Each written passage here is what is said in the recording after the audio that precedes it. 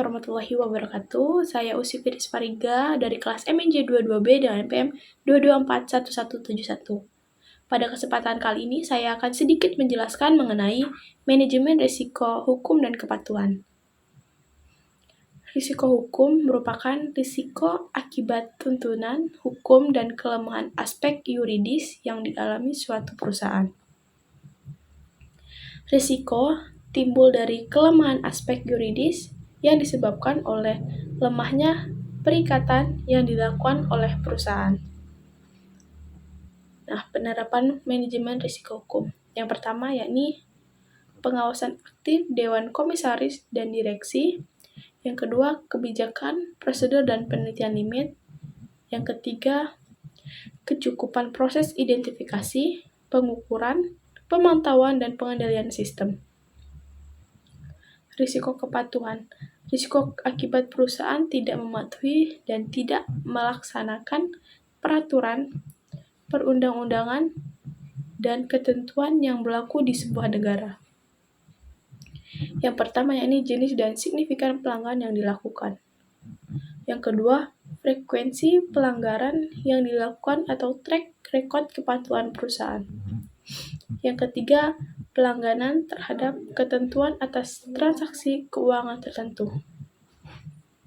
Tujuan utama manajemen risiko kepatuhan: memastikan bahwa proses manajemen risiko dapat meminimalkan kemungkinan dampak negatif dari perilaku perusahaan yang menyimpang atau melanggar standar yang berlaku umum, ketentuan dan peraturan dan perundang-undangan yang berlaku. Penerapan manajemen risiko kepatuhan. Yang pertama yakni pengawasan aktif Dewan Komisaris dan Direksi. Yang kedua, kebijakan, prosedur, dan penetapan limit. Yang ketiga, proses identifikasi, pengukuran, pemantauan, atau pengendalian risiko, serta sistem informasi manajemen risiko kepatuhan. Yang keempat, sistem pengendalian intern.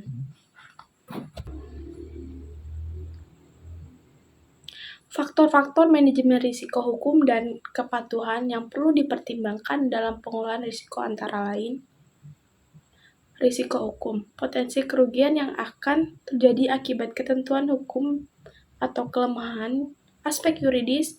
Kelemahan aspek yuridis dapat disebabkan oleh rendahnya pengetahuan atas hukum atau peraturan perundang-undangan, ketiadaan peraturan perundang-undangan yang mendukung, atau kelemahan perikatan seperti tidak dipenuhinya syarat sah perjanjian dan pengikatan agunan yang tidak sempurna.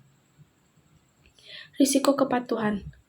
Potensi kerugian yang akan terjadi akibat tidak mematuhi atau tidak melaksanakan ketentuan peraturan perundangan. Untuk mengatasi risiko pemenuhan, perusahaan harus mengikuti perkembangan peraturan terbaru dan menerapkan strategi pemenuhan.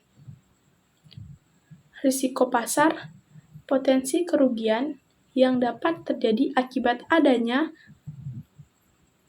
pergerakan harga atas portofolio yang dimiliki, yaitu penurunan nilai aktiva bersih.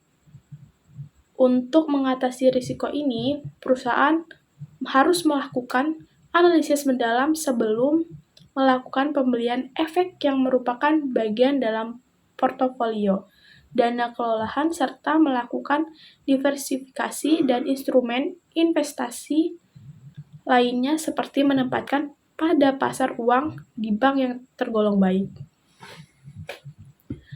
Risiko likuiditas. Potensi kerugian yang akan terjadi akibat ketidakmampuan suatu perseroan untuk memenuhi kewajiban yang jatuh tempo. Kewajiban perseroan kepada pihak ketiga sangatlah rendah, mengingat operasional perusahaan adalah dengan menggunakan modal sendiri.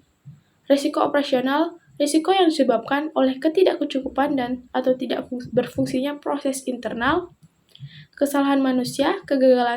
Mungkin sekian video dari saya. Jika ada kata atau kalimat yang kurang berkenan, saya mohon maaf. Saya ucapkan terima kasih. Wassalamualaikum warahmatullahi wabarakatuh.